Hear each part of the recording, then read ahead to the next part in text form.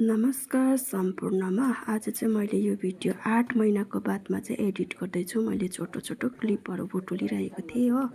यो चाहिँ हाम्रो ककु खस्नु भएको आज 8 महिना पुग्यो। मैले 8 महिनासम्म यो भिडियोहरू एडिट गर्न सकेको थिइनँ र पनि पछिसम्म रिमेम्बर हुन्छ भनेर चाहिँ मैले यो भिडियोहरू आज चाहिँ एडिट गर्दैछु हो।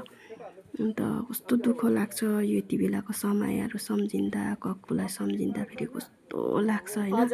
यो फोटो भिडियो चाहिँ मैले हेर्नु नसकेर राखी छोडेको थिएँ मेरो ग्यालेरीमै र आज चाहिँ म एडिट गर्दैछु। हाम्रो कक्कु चाहिँ यसरी अचानक खस्नु भएको हो। कस्तो लाग्छ नि हेर्दाखेरि, पुरा मन दुख्छ र पनि रिमेम्बरको लागि चाहिँ युट्युबमा लगाइराख्नु पर्यो भनेर चाहिँ मैले यो भिडियोहरू आज चाहिँ एडिट गरेको। दिनभरि राम्रै हुनुहुन्थ्यो, बेलुका चाहिँ अचानक खस्नु भएको। यहाँ चाहिँ अब कक्कुको चाहिँ छोरा पनि हुनुहुन्न नि त, अन्त त्यही भएर चाहिँ नातिहरू कोरा बस्नुपर्छ भनेर चाहिँ जुठोमा बस्नुपर्छ भनेर चाहिँ नातिहरूको कपालहरू खुर्केको हो। त मैले चाहिँ सानो सानो क्लिप भए पनि मैले रिमेम्बरको लागि चाहिँ राखी छोडेको थिएँ भिडियो बनाएर। जेठा, माइला, कान्छा तिनैजनाको।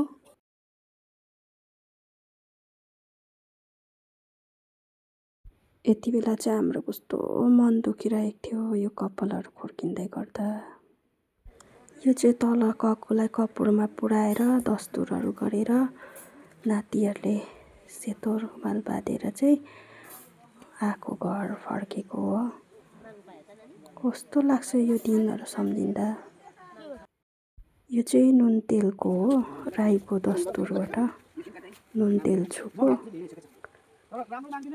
भला कञ्चाहरू राखेर यसरी नुन तेलहरू छुको। आज चाहिँ त्यो सेतो कपडा बाँधेको चाहिँ खोलेर चाहिँ आज चाहिँ सेतो टोपी लगाइदिँदा रहेछ हो। अन्त यो चाहिँ अब काम लास्ट कामहरू नसकिन्जेल, सुधाइ नसकिन्जेल चाहिँ यो टोपी खोल्नु हुँदैन भन्दै लगाइदिनु भएको थियो। मामाले लगाइदिनु भएको हो। अन्त यहाँनिर चाहिँ खानाहरू मर्ने मान्छेलाई देब्रे हातले खानाहरू चढाएर चाहिँ यसरी सबै खानेकुरो बिहान मैले पकाएको थिएँ। अन्त पकाएर चाहिँ यहाँनिर यसरी चढाउनु लगाएको अस्ति जुठोमा बस्नेहरूलाई सबै चढायो भाइहरूले, प्रशान्तले, आमाले हो। मैले चाहिँ छुइनँ।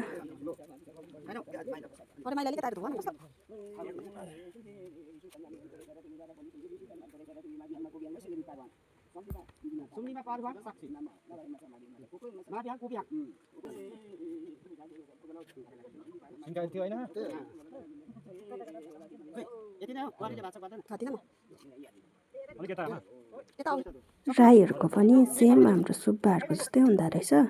अदुवा खोर्सानी होइन, सुँगुरको मासु, रक्सी जाँडहरूले चोखिँदो रहेछ। यो चाहिँ छुन्दा मात्रै पनि हुँदो रहेछ, चाहिँ खानु पर्दो रहेछ। हाम्रो सुब्बाहरूको पनि यस्तै गर्छ।